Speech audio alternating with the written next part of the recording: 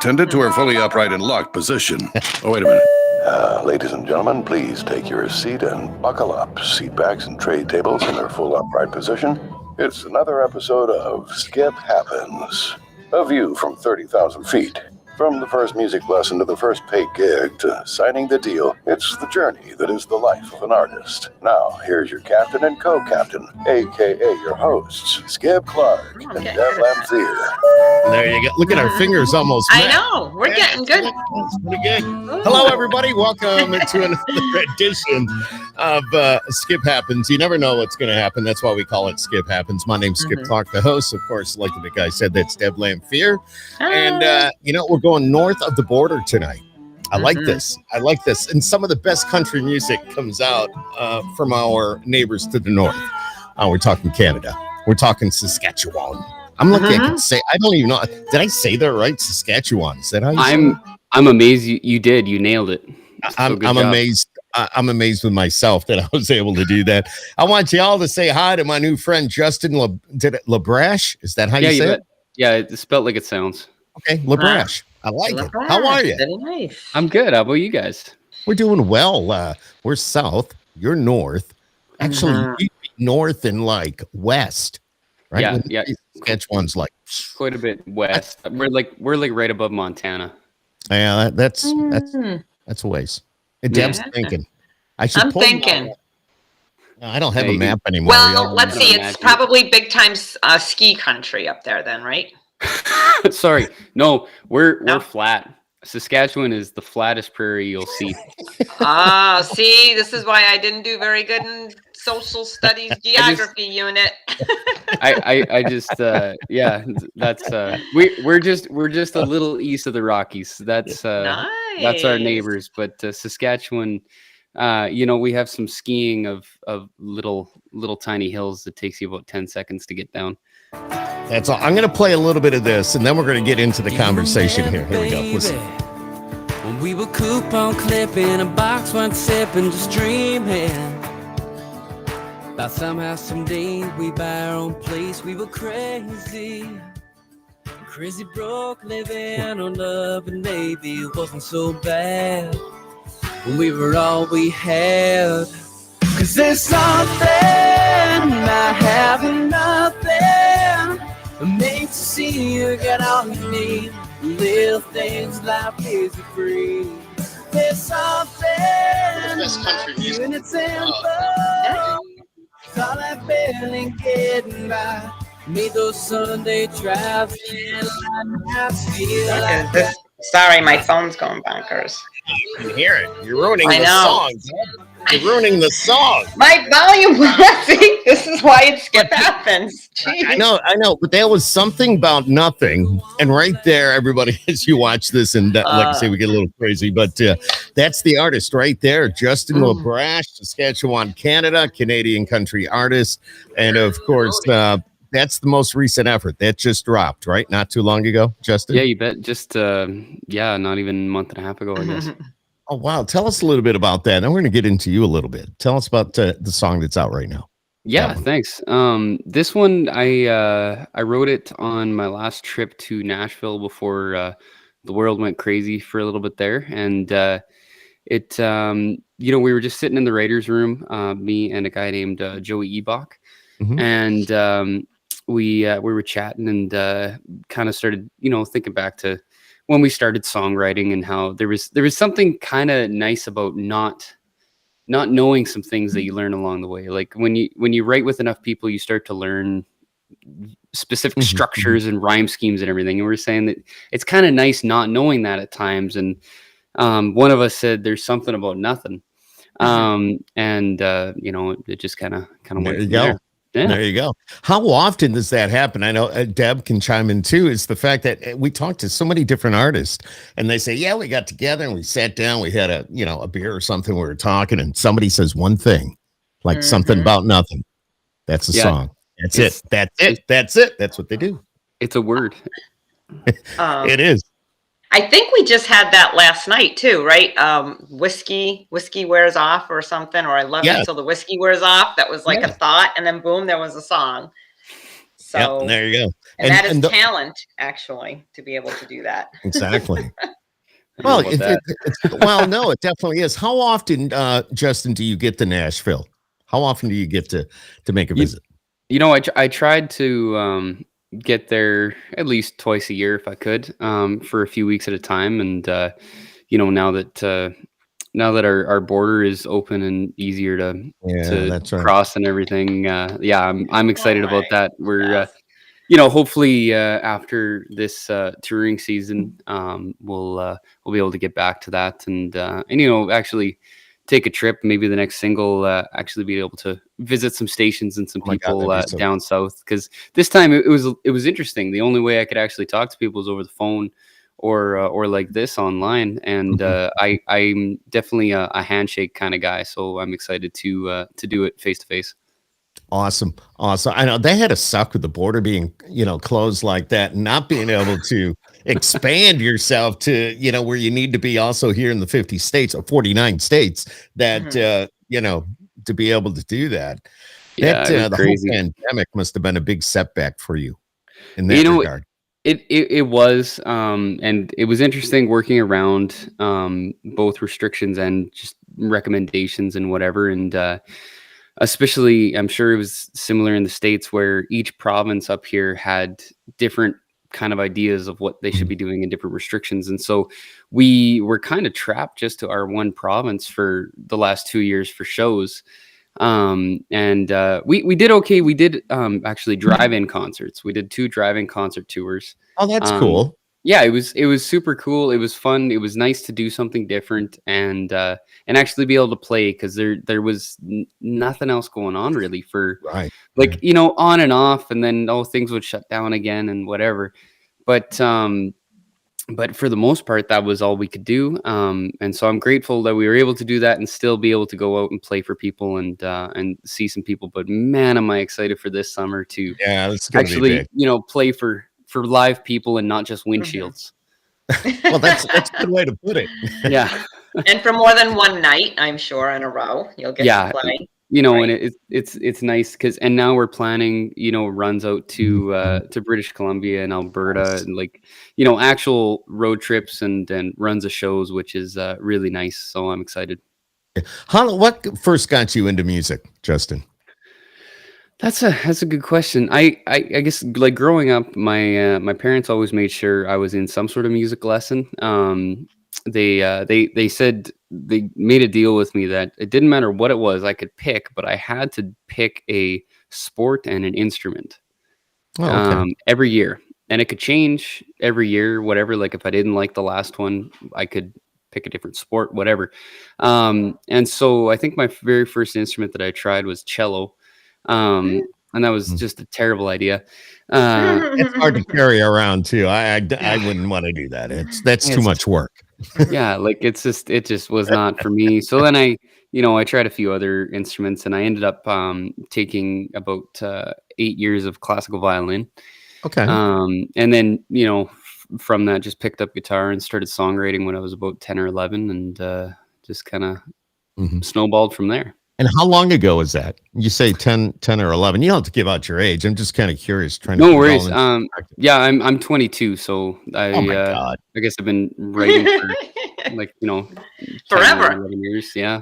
Yeah, all your life. Yeah, pretty much. I love that idea of having the child pick a sport and an instrument every year, because a lot of times families go through where the kid doesn't like the sport and then they end up quitting all sports, and they don't like the instrument and they quit all instruments. They gave you a nice choice there to really feel out what you might like and dislike.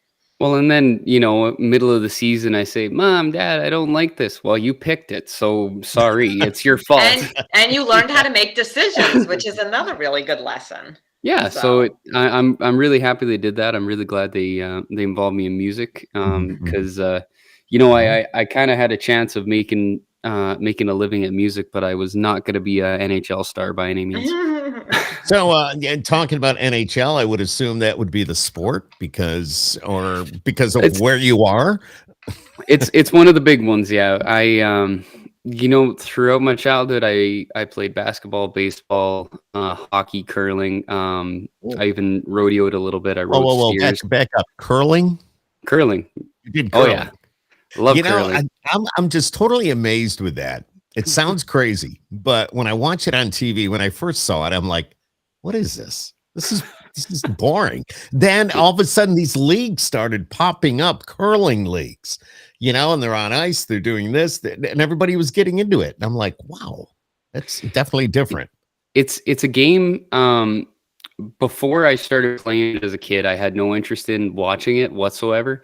Exactly. But once you know the rules, and the rules are very simple, you start getting interested, and then you start learning how they make shots and whatever, and it makes watching it a lot more interesting. It's like golf. I'm not a golfer, so I cannot watch like the Masters Tour or anything, but right. You know what? I'm sure if you play golf, it's the best thing you can watch at the time, but I'm right there with you. And I know when the Masters was on and my brother-in-law was over, and he's a huge golfer, and he's like, dude, you got to watch this, and you got to see this, and you got to watch this putt, and and I'm like, okay. When's baseball starting? Yeah, exactly. That's why I have this right here. See, this is a Major League Baseball right here in my hand. Yeah, so, that's not a golf ball. No. And we're a big baseball family, but I love to hear about sports and, things like that. And something other than the music as well. Although you are pursuing your dream, your passion. You're 22. That song I just played, Something About Nothing. I mean, that right there, that sounds great. I mean, it just you've put it all together very well. Let me ask you this. What is the difference, do you think, between, well, you've probably heard this a million times. You got Canadian country and you've got the country here in the States. Why? What is the difference? Why is it like certain songs are, let me put it this way. Certain songs over there in Canada are huge, but they come over here in the States and they don't do anything. That's a really good question. And it's an interesting thing, because sometimes it translates really well, and it catches on both sides right away, no problem. And then sometimes you're right, it's popular in Canada but not in the States. And honestly, I'm not sure. I think it's just the number of artists, and there definitely is a bit of a sound in Canada, or maybe that's changing a bit because technology is blurring the lines of kind of genres or regional kind of sounds or anything like that. But there at one time was definitely kind of a sound that you expected out of Canada, just like you kind of expect a certain sound out of Texas versus Maryland or something. That's a very good point, because we have Texas country. Which exactly. They have their own chart. They have their own thing going. They're more or less in their own world there. Then you've got everybody else. And then we've got Canadian country. And there's artists from up here that I maybe don't know personally, and I find on a playlist, and I could swear they're from Texas, and because they just got that solid Texas sound, that Western thing going on. And then I look, oh, they're from freaking 2 hours up the road. Now, Aaron Goodvin. Yeah. We got to know him really well. I've had him on the Skip Happens podcast. Plus, we've seen him in Nashville, and we've hung out with him. Superstar in Canada. Superstar. The guy's got hit after hit after hit. Over here in the States, he's like just trying to get one song on the radio. Yeah, and he's a guy that I love bringing up as an example, because I was talking to him once at a workshop or something. I can't remember. We ran into each other, and he was saying that like one weekend he was up here in Canada on the East Coast and played the biggest festival that basically the whole east of Canada has. It's called Cavendish Beach. He played that on, I think, Friday night, and then Saturday he flew back down to Minnesota, I believe, and played this little backyard thing with a radio station, just him and a guitar, and nobody had any idea who he was. And and as he's saying this, I'm like, that takes a special kind of like strong to kind of deal with that mentally, because that's a huge switch, going from, you know, like you're playing on the main stage and there's about 50,000 people singing back Lonely Drummer, all of his songs, and then he goes and just him with a guitar and nobody has any idea that is weird. You know, just a little bit up north from there, he's kind of a household name. It's crazy. Yeah, I know. We were talking about that at the country radio seminar. And of course, Deb and I were hanging out. We hit bar lines, got ourselves a couple of beers. Then we went over and watched him play in the taco place. Remember that, Deb? Mm-hmm. Oh, yeah. Oh, yeah. And he was killer, man. I'll tell you, he knocked it out of the park. And everybody's like, you know, he's such a superstar in Canada. And here he is doing this here. And he actually did a Chris Stapleton tune. Oh, God. Remember that, Deb? He knocked it out. You know, did. I'm gonna go out there and I'm gonna say this. This was better than Chris Stapleton, if that makes sense. I believe it. Oh, I believe it totally. Yeah. Yeah, unbelievable. He's an amazing artist, and you know, we're really proud of him from Canada, and it's really cool to see him build his career, and he's making waves, and both as a songwriter and an artist. Like he's had that's another thing people don't always know is this artist that's kind of trying to make it has had major hits on the radio by other artists, and that's a whole another kind of mystery. No, exactly. But we're all supportive of him, and it's really cool to see, and I give him props for being able to do that. You know, go back and forth, and your headline at shows, able to, you know, name what you want on your rider, and then you're going and playing these little radio contests. Playing some guy's backyard. That won the contest on the radio station. Exactly. Well, you know, it's those things that keep you grounded. Actually. Oh, exactly. Right. Yeah. You know, there's no way you can get a big head doing something like that. If you stay in your own kind of little world for too long, doing all those big gigs, that's when it starts to happen. But yeah, for sure. Are you getting out and being able to play a lot now up where you are? Yeah, it's finally opened up. You know, like there were periods where it was open and then kind of closed down and then open and whatever, and went back and forth. And during that whole thing, I kind of said I'd rather lay low, even though things are open, because I just don't want to be where I was at the beginning of 2020, where I had a full calendar and then I have to cancel stuff again, or things get canceled. And, you know, I just got phone call after phone call. So I said, I'm going to keep doing my drive-in shows, whether things are open or closed. And then as soon as things seem like they're really open for good, which they seem like they are now, man, we're going to have a hell of a summer. We had, they would do like, they'd set up a big movie screen in a parking lot, and they would say that they're going to show, you know, a Garth Brooks concert. And they would charge admission, and they'd have, you know, somebody would go around selling wine slushies and all this, but we would fill the parking lot. And they did the same thing with, I think it was Blake Shelton, and I think he had a whole lot of special guests on that one, but they were recorded especially for this type of event during the pandemic. So yeah, a couple local drive-in theaters here did the same thing. They had airings of those the Garth Brooks shows, and a couple of those. See, mine were better because we were in person. I was just going to ask you that. No, I would agree. Wholeheartedly, I would agree. It was interesting though. You know, the very first one we did, we kind of thought, just from a technical standpoint, that because we wanted a live PA system plus FM transmission so people could listen in their cars. And we thought, our regular sound guy could run both. That shouldn't be a problem. Man alive, were we wrong. Terrible idea. And it wasn't lack of trying. It was just the fact that we learned we needed two completely different setups. So from then on, we had it figured out. But that first show was just frantic because he was running around the parking lot asking people how their FM sounded, and then he'd get up closer to the stage and hear the PA and be like, "Oh my gosh, all the things I adjusted sound like crap in the PA." Right. That was the biggest challenge was trying to figure that monster. You know what? But you did make it work. That's what matters. Yeah, we made it work. That. Yeah, that's cool. So did it end up coming through on the FM and It came live? through on both. It was just a matter of, for a couple songs, the FM guys got a really good mix, and then for a couple songs, the PA people got a really good mix, and it would just kind of go back and forth for that first show. It's such a scary. You're so excited to be out there to perform, and you have this great audience out there. Yet it's so scary because it's a first-time adventure and there's new things, but never, probably in your wildest dreams, did you think that you'd have to deal with something like that. But you get through it, and I think people just appreciate in the end how hard you try to put on a good show for them.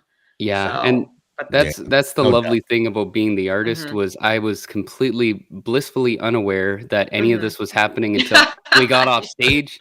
And my poor tech, actually, my dad is one of our techs on tour, and he was running front of house that night, and he just looked frazzled. He was, I'm just like, what happened? He's like, oh, I don't know. If you only knew. If you only knew. Look, we got through it. All right, we'll do it better next time. Yeah. We got to do something different next week. Wow. Well, I think that's pretty cool that your dad helps out with the tech side of things. That's cool. Yeah, that's it's cool. It's fun. We I'm really lucky. I get to work with my dad on the tech side. He's our production manager, and then my mom actually handles our merch when we're on tour and helps tour manage and everything like that. So it's fun to be a family business. I love it. What is your biggest musical achievement so far? Oh man, that's a good question. I would say my biggest achievement would be my very first top 100 single. Even I've had higher charters since then. Yeah. But that one still is going to be the most special because it was the very first one that took me from, and I believe it took me 5 or 6 singles in Canada before I charted. And so I'd been doing it for a little bit by the time I finally charted, and that was just such an amazing feeling. So I still think that's the coolest coolest feeling, and still going to be one of the most special songs. Now, do you get to perform with some of the groups that I was mentioning before we went on air tonight, like Emerson Drive, and you get Doc? I don't know, is Doc Walker still touring, or are they? They are a little bit. Yeah, I loved them back in the day, and just trying. Paul Brandt, was it Paul Brandt way back in the day? Oh my God, some of the country artists that were so good. There's been so many, and there's so many more coming out of Canada now. Like we, actually, somebody I know really well, she's a close friend, is Tennille Arts. That's just blowing up the scene. She's from an hour away from us, and so. Cool. We grew up, seeing each other at competitions and everything like that. So it's really cool. And I'm really lucky that I've got to share the stage with quite a few what I would classify as living legends, as far as Canadian country as well as some US artists, which is pretty cool. That's awesome. What US artist? I think my favorite one is I got to open for Black Hawk a couple years ago. Yeah. That's my all-time favorite band. I can't get enough of their music, and so that was such an honor to get to start the night for them. I had I turned around because I actually had something here from the group Black Hawk, and back, was it Van that who passed away from cancer? It was many years ago, but I actually have a miniature guitar that was signed by all of them. Wow! I wanted to say it was on the shelf behind me, but one of my favorites as well, no doubt. No doubt. If you weren't doing, this is something I ask all the artists. If you weren't doing music, what would you be doing?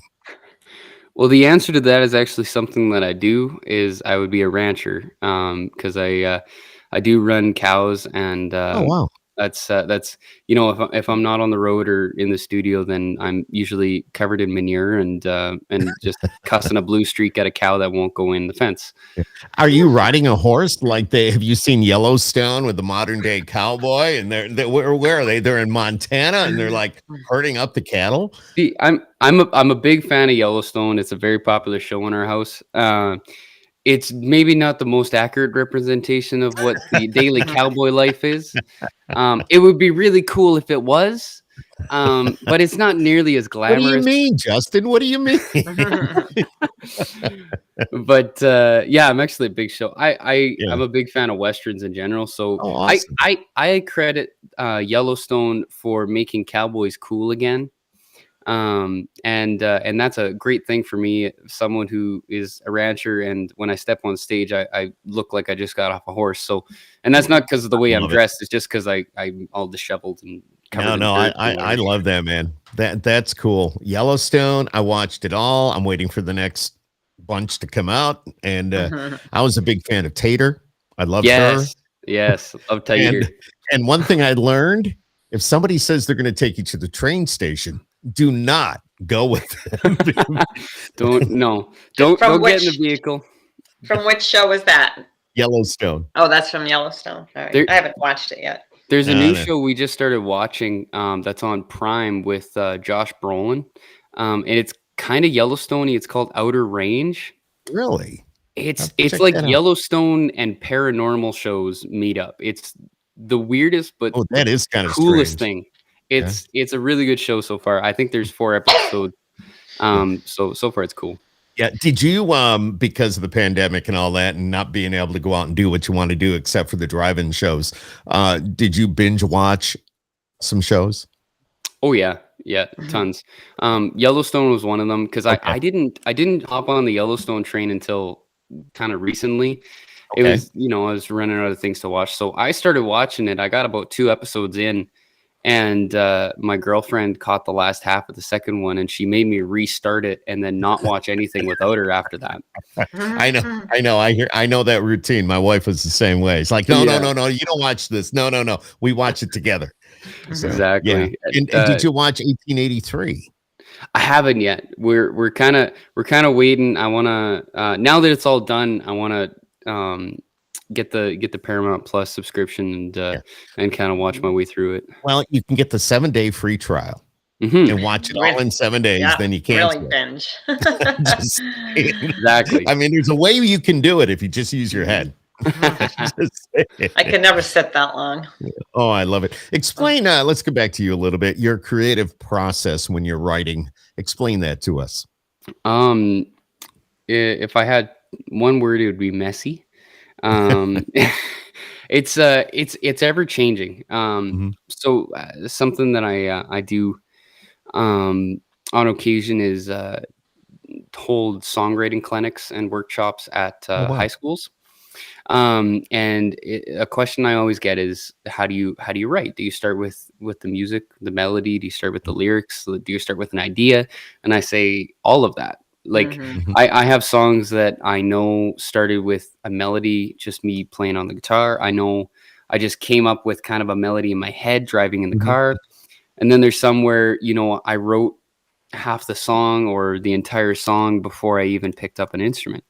And so it's one thing that for me, I don't know if every writer is the same. I think everyone has their own thing, but for me, consistency is my enemy. Basically, I really enjoy changing. And so when I co-write, I love that because I just let the co-writer kind of lead the session in a way to find out what their process is. And then I just go along for the ride because I'm up for anything. I'm up for, let's do all the verses and then write a chorus. Let's do just the chorus and then the bridge and then the verse or whatever. Does it kind of depend on what mood you're in when you guys get into a room and you just kind of say, all right, we're going to do it this way? I think so. Like when you, I feel like sadder songs usually seem to start for me with the lyrics, and then we match the mood with the melody, and then happy songs is like, hey, let's come up with a riff, let's come up with a melody, kind of a vibe, and then go from there. And it's not always like that, but a good majority of the time. So when we're happy, it's all good, and then when someone's girlfriend just dumped them 10 minutes before the session, then we're writing the lyrics first. Yeah. And it's going to be a smash. Well, sometimes those sappy, songs go over extremely well because there's a lot of people in that boat. So. Sometimes it's just raw emotion. I had a single in 2020 called Miles Ago, and it did pretty well, and it was just the weirdest. It was the weirdest thing because neither me or my co-writer were anywhere close to a breakup at the time. But I guess we just like reached way back into the archives and like brought out every wrong that has been done in relationships in the past, and it was just like this raw emotion of our guts right on the table. Wow. You're kind of young to have all kinds of things in the archive here. This is the mother and Deb coming out. I'm just saying. Oh my God, we got to have all. Only a few of those things can be. Yeah. See, that's the problem when you're living the cowboy life. You got to live a little bit faster so you grow up quicker. True. Very How true. many? I forgot about that. How many heads of cattle?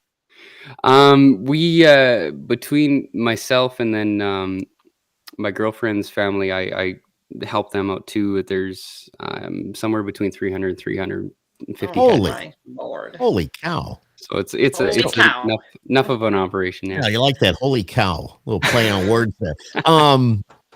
So are they? You have to milk them, or are they beef cattle?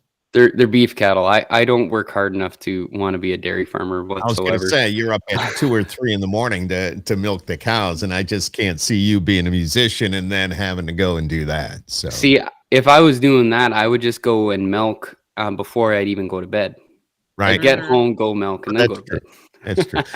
The beef cattle. Do you eat the beef? I'm trying to think of the right way to say this, but see, I would become attached. I would become attached to some of these cattle and say no. See, the secret is your favorite ones. You either keep to keep in your herd as breeders, or you just sell them at the sale barn.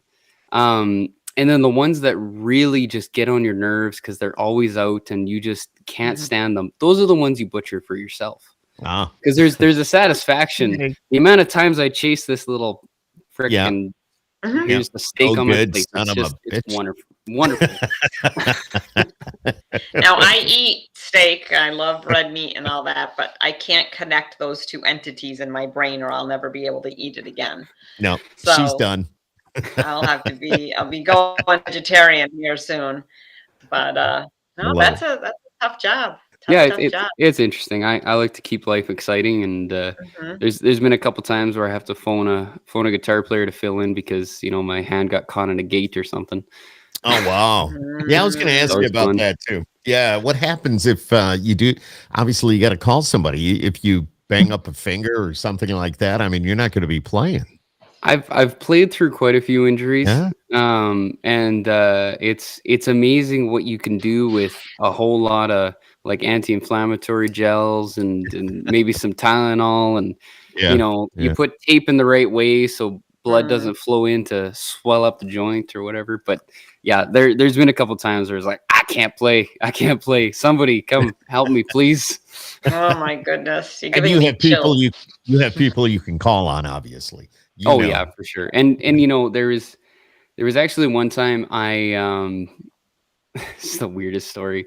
So I was on my way to a show. Podcast. It's called Skip Happens. Go ahead. I was on my way to a show that had been booked for a while. It was a sold out show. And I wasn't able to get there for load in. So I was heading to sound check. And then I had been at a livestock show a couple days before, and for some reason, first time in my life, I had like an asthma attack due to the dust a couple days ago. Oh, wow. And so I ended up in the hospital, and I phoned my band and crew that were at the venue set up waiting for me to come sound check. And I'm like, I'm not going to make it. Oh my God. So what happens at that point? I mean, they're ready to go on stage. What do?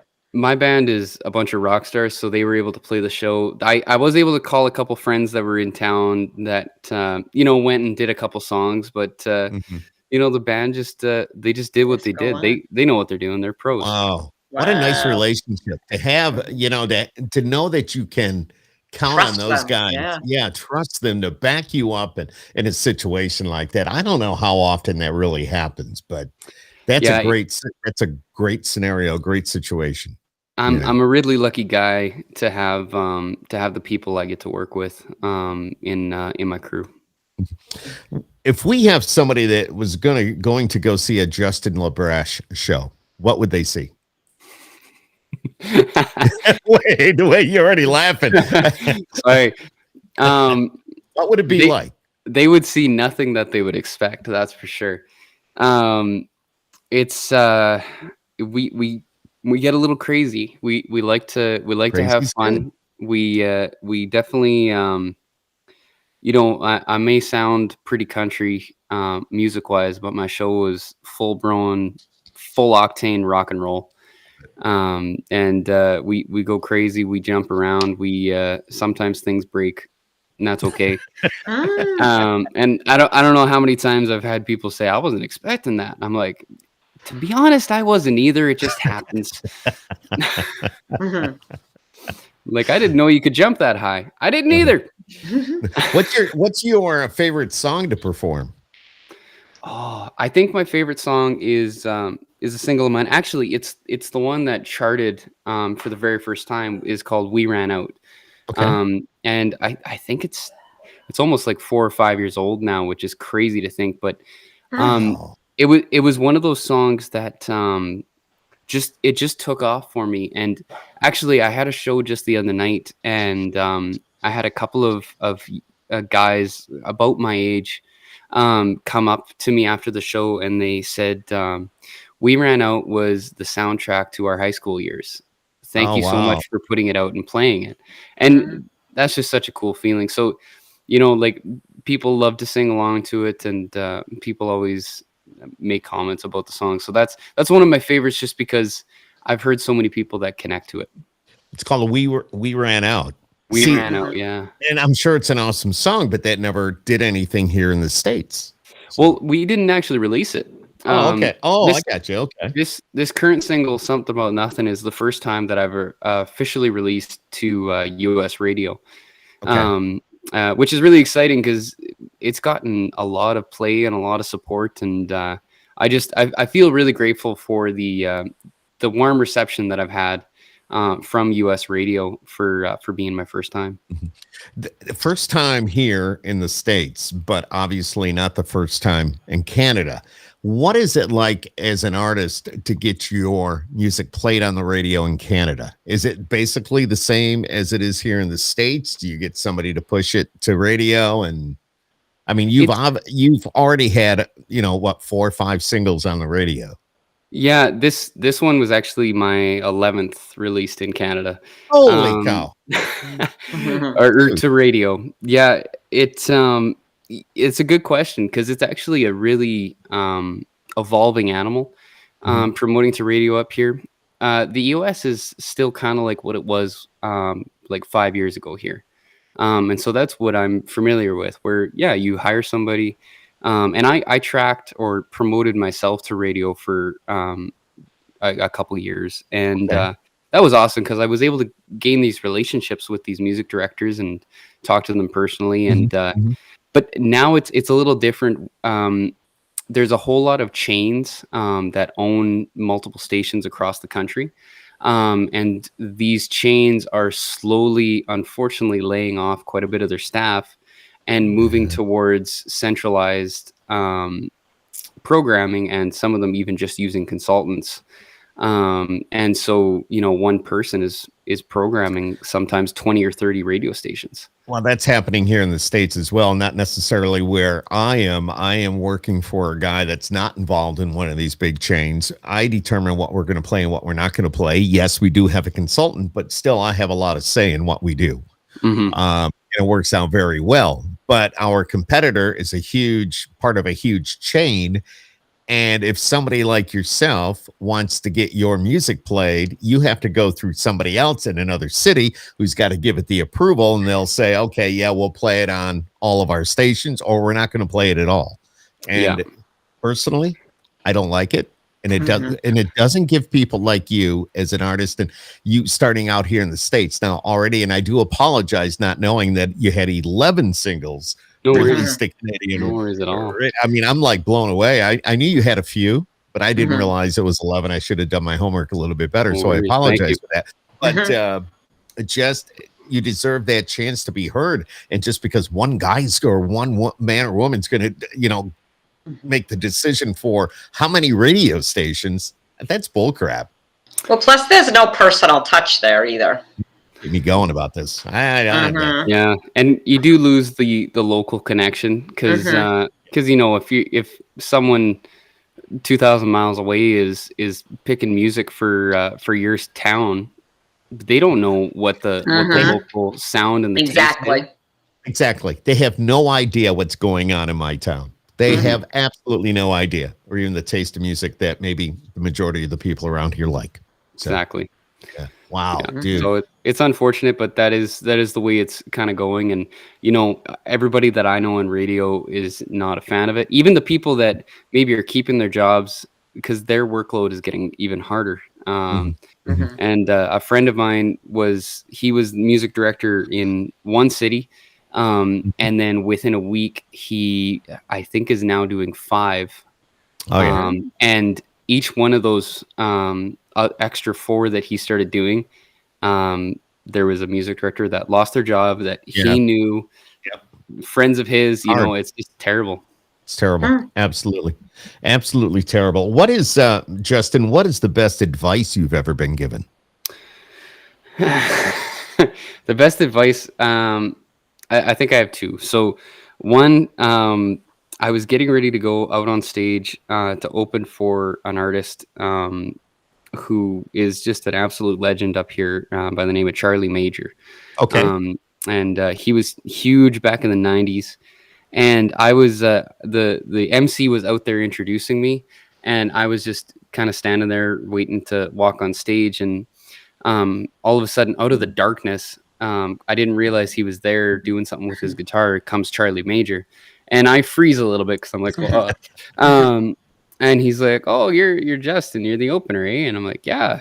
Nice to meet you." He says, "Nice to meet you too. Don't mess up." And then he just walked away.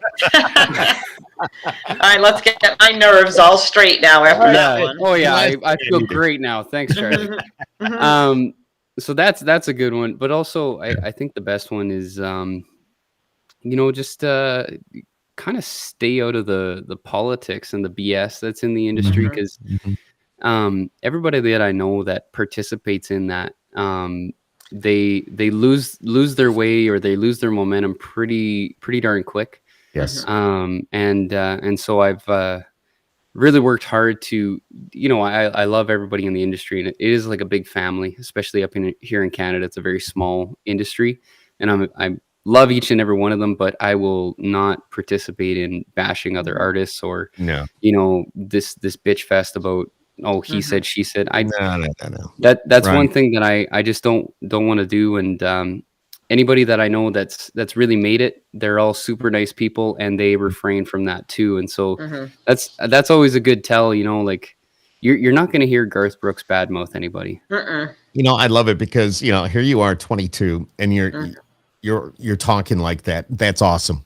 A lot of respect for that. A lot of respect for that. And even somebody that's just trying to do what you're doing, you got to respect them. Good, bad, indifferent, give them a shot, give them an opportunity. Don't diss on them. No, exactly. They're just trying to live their dream, trying to do their thing. And where's it going to get you anyway? I mean, what's the end goal? You're not gaining anything from it. So exactly, just be kind in this world. We need kindness. Goes around, anyway. comes around. Yeah, exactly. Absolutely. Exactly. If you could change anything about the industry, Justin, what would that be? Oh, that's a good question. Well, I'm asking because here again, and you're young, and it's a whole different perspective. So if you could change anything in the industry, what do you think it would be? I think it would be great if, artists and their songs were judged on their merit as a product and an artist, rather than maybe their connections.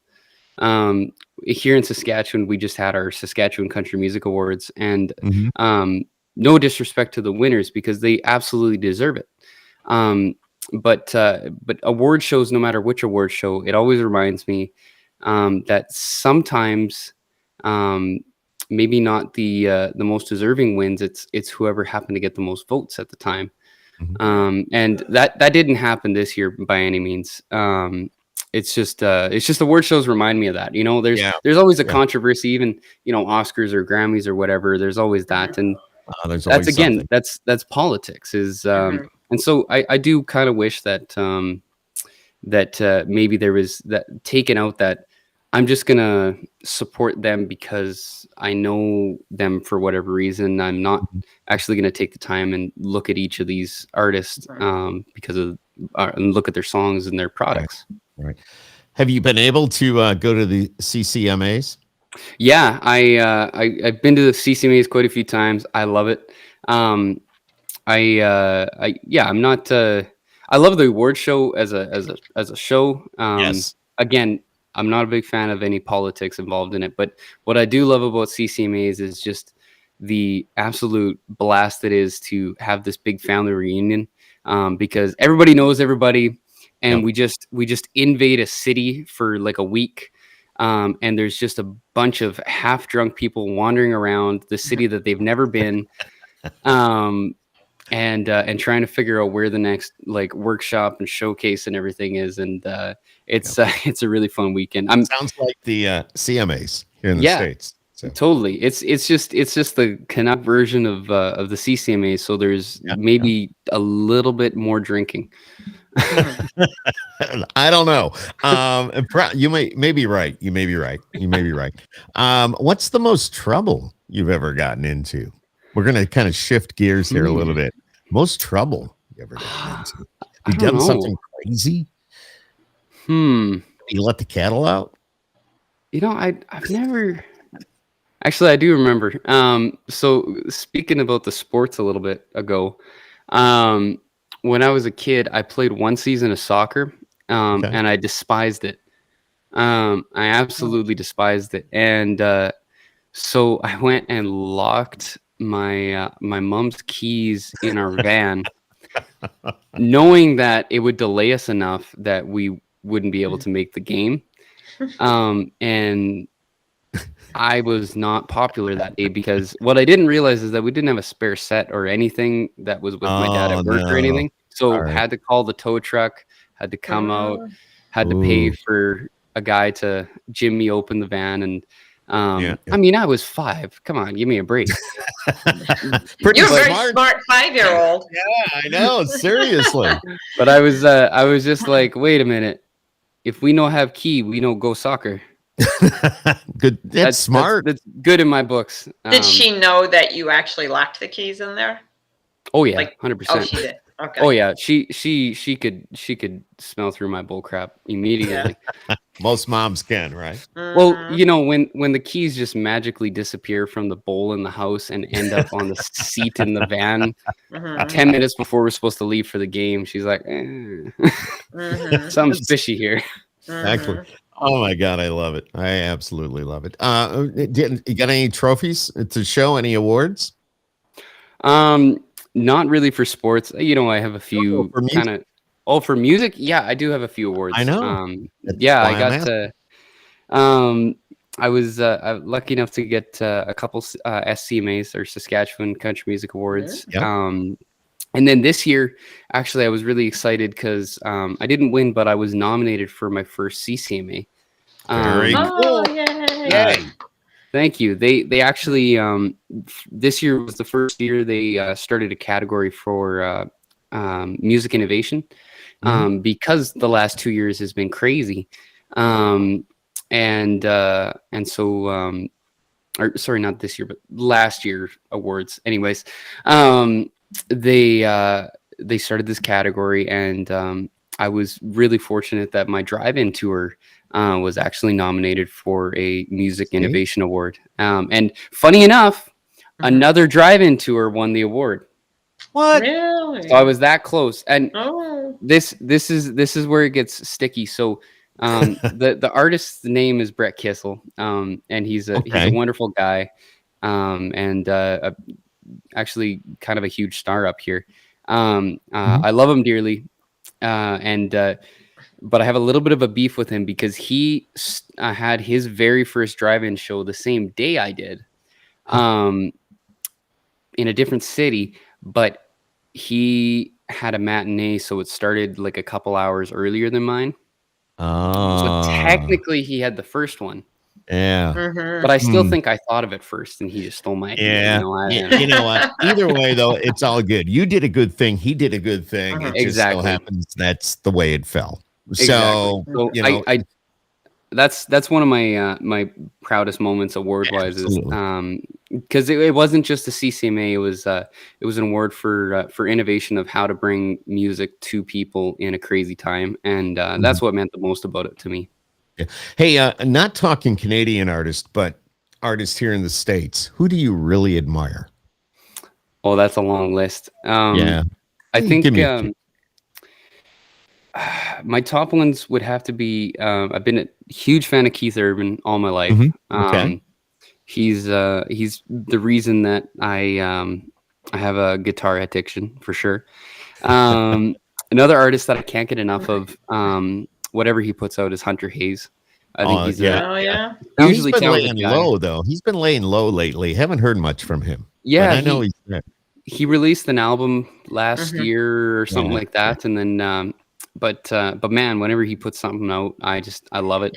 And then another one that I've been loving for a while now is Cody Johnson. Oh yeah, just tearing it up, and I love his story because it's similar to what I want to do, where he built his career 100% independent. And he headlined the Houston Rodeo as an independent artist. Like, who does that? Nobody. Exactly right. And now he's one of the biggest stars in North America, and I love that. Yeah, when Cody came out, and they called me about his music, and I gave him a chance. This is going back a couple of years. I said I'd listen to it. And I will give myself a pat on the back for this. I go, this guy's got something. This guy's got something. We were the first radio station in this area to play Cody Johnson.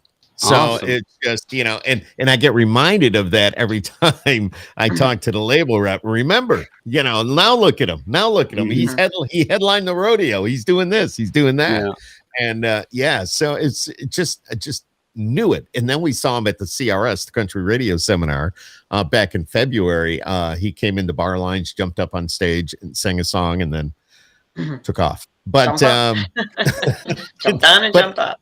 Yeah, but you know what? He did that, and that was very, very cool. So were you at CRS? Did you get a chance to come to Nashville for that or no? Unfortunately, I didn't. At the time, there was still a like probably 10-page document of all the different tests you had to get across the border. Yeah. You could still be rejected from coming back home, which was just crazy. Yeah.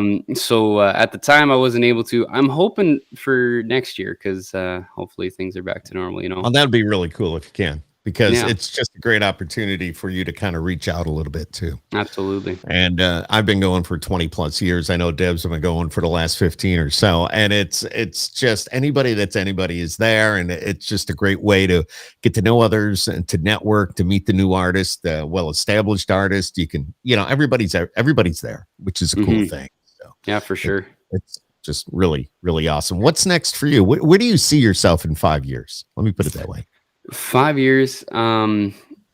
That's a good question. I hope that I'm able to get down to the States regularly and be playing a bunch of shows, and I hope things just kind of keep going on the up here, and just keep kind of doing the same thing. It builds every year, which I'm happy about, and as I've kind of reached the point that I'm not the biggest artist by any means, but even if my career ended tomorrow for some reason, I'm quite happy with what I've been able to do. I've been able to, I was playing 100 shows a year, and I've had multiple singles chart in the top 100 in Canada. Amazing. And I'm very thankful for all the support, and it's been an amazing experience so far. You realize that people like you make our job really easy, because you give us great music to play on the radio. You do. And it's just, it's a two-way street. I get that, but just people like you and the passion and the dedication. 5 years, you're only going to be 27, and look at you've had 11 singles released to radio, dude. Do you ever really have to? You must pinch yourself once in a while and go, "Is this really happening?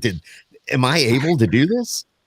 It is a little crazy, and like just the fact that I get to do this for a full-time living is insane to me. And thank you for that. That's very kind words. I appreciate that. It's true. It's true. Well, thank You're you. doing this and herding cattle. Yeah, that's me. If I'm not playing guitar, I'm out fixing a fence or something. Yeah. Wow. Just crazy. I don't know if I could do that. The barbed wire isn't barbed wire or something. I don't. The only way I know that, Justin, is from watching Yellowstone. So see, Yellowstone made cowboys cool again. Absolutely. They did. And when the did you see the episode where the motorcycle gang got into the pasture and they cut through the fence, and then that's when I saw them fixing the fence and all that. Yeah, it's kind of crazy. And he made them dig their own graves, but they never used them. But see, all of that except the bikers and the gang and the death threats and everything. So basically just the fence being cut and fixed. That's true. That's real life. I love it. Tonight we've been chatting with Justin LaBrash. You can go to the website, justinlabrash.net. If they go to the website, what are they going to find? They're going to find a brand new revamped website, which I'm really excited about. So it actually is like a up-to-date picture of me and, up-to-date news and everything. And I actually just added a section under the music page that's lyrics. So if you want to find the lyrics to any of my songs, you can just go to the website and there's a page of all the lyrics, and you can either view them or you can download them if you want lyric sheets. So that's so I'm pretty cool. excited about that. Yeah, I've never heard of somebody doing that. Maybe they have. I just haven't heard of it. But I think that's a great idea. I'm not sure. I just, I started thinking about it and I thought, hey, well, why not? It's easy for me to take my lyric sheets and upload them. And so it goes all the way back to my very first single in 2015. So it's a nice every song twist. I've released. Yeah, I like that. So when the first single hit radio, you were what, 15 years old? Yeah, I was 16. 16? Yeah. Damn. So Dude. It's been a ride. You're talented. It's a good ride. You're very talented. You've got a great attitude towards it. Everything that you're doing is wonderful, and the music is really good. I'm kind of blown away because, and again, I have to apologize. I didn't realize it was 11 singles to radio. I feel like I should know that. And I mean, if it, people around here, I don't have a problem, but it's like, wow. No worries. I appreciate that. Well, we're going to have to go put you in Canada for a little while so you can get up to speed on everything that's going on over there. Yeah, we're going to have to make a trip to Saskatchewan. Mm-hmm. Yeah, man. Come September, we got the CCMAs are in Calgary this year. It's a beautiful city. Come on up. We'll hang out. Is Aaron Lines still, was he Canadian? Do you remember Aaron? He was, right? Yeah, I haven't heard much of anything from him for a while, but man, he did blow up the scene for a bit there. I do remember. But one of those artists that just kind of disappeared somehow. Yeah, you can tell I'm a big fan of the Canadian artist. Yeah, I love it. I've been naming them off as we went through the evening here, but want to say thank you for taking the time to join Deb and I and Skip Happens tonight. And make sure you give us, you or your fans can go to the YouTube and search Skip Happens and give us and subscribe to it. And of course, the official country music fan club. Deb, why don't you tell him about that a little bit? Oh, yeah. Well, let's see. We'd love to follow you on our Facebook and Instagram at the official country music fan club and give us a follow back. And all of our fans and viewers and all that will get to hear your new music. We love introducing new artists to fans and he's not new, Deb. He's had 11 He's not new. That's right. He's He's new to the U.S. We'll put it that way. There new you go. to the U.S. So, I'm kidding. I know. No. Our fans, they just love all the new artists. So we she does a new music Friday, which is awesome. Awesome. That sounds great. Yeah, I've heard about the fan page, so Nice Cool. to meet you face to face, or Yeah, kind of. thank you. Cool. Thank you. Yeah, Justin, it's been a pleasure having you on again with us here tonight. On behalf of Deb and I, thanks for taking the time and being here on Skip Happens. So, and we want you to hang out. We're going to say goodbye, and hopefully, like I said, we get some subscribers and go on and check out the fan page for the Country Music Fan Club. So, Justin, have a great night. Thanks for joining us. Stay safe in Canada. Thank you. And remember, Yellowstone, they got another whole season coming out. So, all right, my friend, you stay right there. Thanks for joining us, everybody. Good night. Bye. Good night.